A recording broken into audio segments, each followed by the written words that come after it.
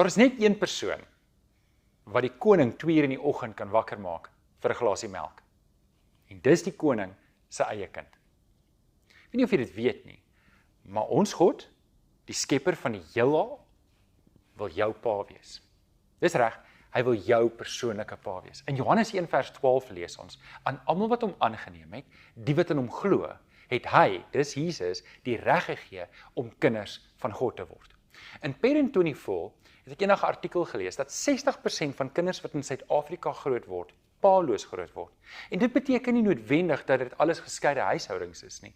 Wat dit wel beteken, daar's 'n groot klomp paalose kinders waar die pa afwesig is wat groot word in ons land.